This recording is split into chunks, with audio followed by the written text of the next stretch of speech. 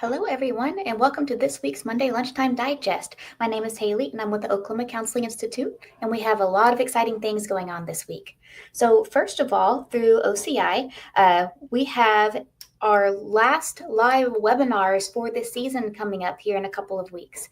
And so, if you are an LADC and need some live webinars, or if you're an LCSW and need those live webinars, or if you're renewing by the end of December, check us out. Go to counselinginstitute.org and check out our lineup today. So December 4th, 5th, and 6th, I'm very happy to say we are having our annual winter webinar weekend.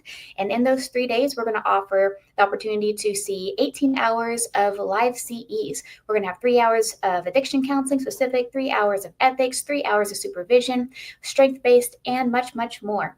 And so if you're an LPC and want to get a head start, or LADC and need to get a head start, join us in December. Or like I said, if you are finishing up your hours for the year, LCSW folks and LMFT folks, don't worry, you still have time. We still have about 6 weeks left until licenses are due. So go to counselinginstitute.org today to check out our live webinar lineup. If you are already done with your live webinars or you prefer just to do trainings on your own, you're in luck because we currently have 81 courses in our catalog that are all on demand. I think that tallies up to about 250, 260 hours of on-demand CEs. And you go to counselinginstitute.org today to find that entire lineup. I just added new ones last week. She'll be adding a couple new ones in the next couple of weeks. And so we are adding new stuff every day. And so if you would like to be put on our mailing list to be alerted whenever we have new trainings published or new live webinars coming up, send me an email, hello@edmondcounseling.com, or shoot me a text, 405-440-3034. Be happy to add you to our mailing list. Through that mailing list, again, we let folks know when we have new trainings coming up. We'll also let you know about other opportunities, including our Whimsical Wednesdays. And so our next Whimsical Wednesday is set to take place 2 weeks from this Wednesday. It'll be Wednesday, December 3rd from 5:30 p.m. to 7 o'clock p.m. And we're going to meet up at the Soundbar OKC. I have never been there myself, but I've heard it's really fun. It's a place to go relax, listen to music, and just enjoy each other's company and conversation. As always, we'll have a game for folks to be able to win some free continuing education. And so make sure you join us again 2 weeks from Wednesday, December 3rd, 5:30 to 7 p.m. at the Soundbar in OKC. And so that's what's going on in the world of OCI. Let's talk about the world of mental health in general. And so I found a really interesting study this morning, and I'll post it across our social media platforms in a bit. But this came from the Journal of Macro Marketing. So I originally found this article linked in a Psychology Today article, but then I just had to read the whole study for myself, and it was fascinating. And so this study actually looked at the concept of voluntary simplicity and mental health. And so voluntary simplicity, it's kind of a rejection of the consumerism culture that we have today. And so voluntary simplicity, I'll read you some things off the voluntary simplicity scale. So aspects of voluntary simplicity when it comes to living your life. The scale says, when I purchase foodstuffs, I make sure it's grown as locally as possible. I buy directly from producers. I avoid packaged products when possible. I repair broken items rather than replace them. I avoid buying products that are designed to be obsolete. I put effort into being engaged in and building my community. I share skills and labor with others, even when I'm not at work.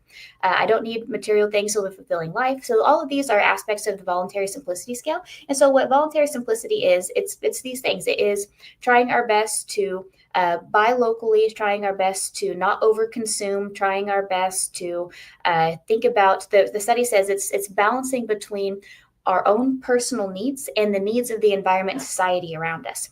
And so what they found was that consumption-based lifestyle, so that is, folks who scored low on the voluntary simplicity scale, reported higher levels of depression, reduced life satisfaction, and reduced happiness. And this has been something that's been found in the research for many years. But these researchers wanted to figure out, what is it about the voluntary simplicity that leads to an improvement in mental health and well-being compared to the lifestyles that revolve around consumerism.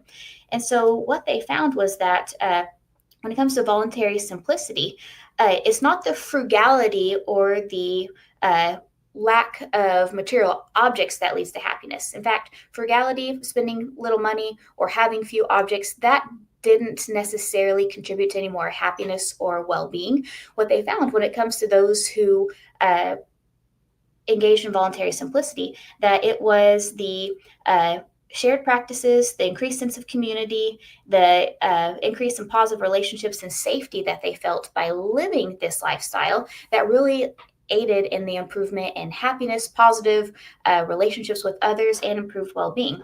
And what the researchers suggested was that, the voluntary simplicity lifestyle, you are interacting more directly with members of your community. If you are trying to buy seasonal produce, maybe you're sharing your skills with others, so you're building a community that way. Maybe you are just trying to make do with the things that you have, so there's less financial stress or pressure to buy the latest and greatest things. That all of that reduce that sense of comparison we might have with others if we are value more of a consumer-based lifestyle, but also it increases that sense of community. So what they found is that those who engaged in the voluntary simplicity lifestyle also reported an increase in, again, positive relationships, but also a sense of safety within their community.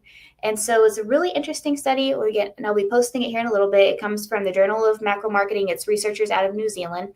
But it was a really new term for me, this voluntary simplicity. And so I plan on reviewing this article again, maybe even running myself through the voluntary simplicity checklist and just kind of analyzing, are there ways that I could be living more simply?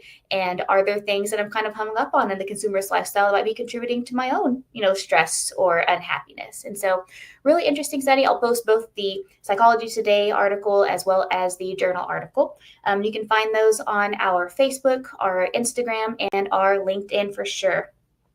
And so that's what's going on in the world of mental health. Let's talk about the world of the Edmond Counseling. And so through Edmond Counseling Professional Development, we have a lot of exciting things going on as always. And so if you or your organization is in need of some wellness trainings, we have 2 certified wellness coaches through ODMH on staff. We provide wellness trainings that go off of SAMHSA's dimensions of health and wellness. And so we talk about burnout, we talk about conflict resolution, we talk about stress management, and much more. We also offer career assessments. And so if you have a client or someone who is, maybe they are at a transitional period of life, maybe they are graduating high school or college and wanting to know what's next, maybe they're looking for a second career change later on down the road, you can refer them to us. Go to edmondcounseling.com/career to learn more about our career assessments.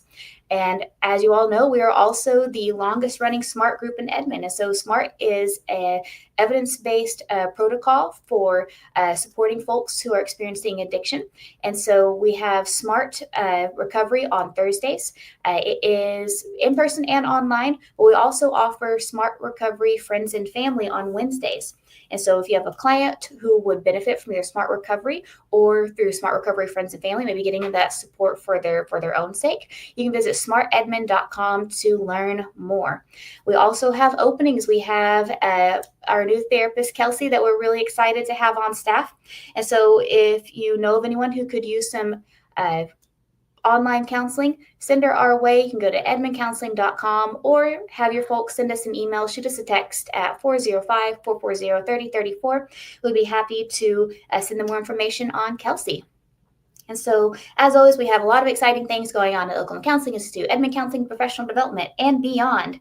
And so we appreciate you all watching every week. We appreciate your support. And so that being said, our winner for this week, drum roll please, is Andrew Hedges. So Andrew liked our post last week, was entered into the drawing. And so Andrew, you have won a free continuing education course, free on-demand course through the Oklahoma Counseling Institute. So send me an email, shoot me a text, let me know which course you would like, and I would send it your way. And so if you'd like to be like Andrew and you'd like to be entered into the drawing for next week's prize, you can do one of 3 or all 3 things. You can like this post, you can share this post, or you can comment your answer to today's question. Every time you do one of those 3 things, not only do you help us grow, you help us be seen by others, we also get entered into the drawing for next week's prize. And so that being said, this week's question is, what is your favorite cozy weather activity? We're going to have some dreary and rainy days this week. It's really feeling like fall now, my friends. And so I want to know what your favorite cozy weather activity is. Mine is always board games. I love playing board games with my sweetie. We have a couple of games that we like in particular to break out in the fall, just because they give us that warm and cozy feeling. But that was also something that we did growing up. Whenever I was with my family, with my sister, whenever we had any kind of snow day or day where it's rainy, we couldn't play outside, we were inside playing board games. And so tell me, folks, what is your favorite cozy weather activity? And again, every time you comment, like, share this post, you get entered into the drawing for next week's prize. We also help us grow. And so thank you all so much for your support. We hope you have a wonderful week, and we'll see you next time.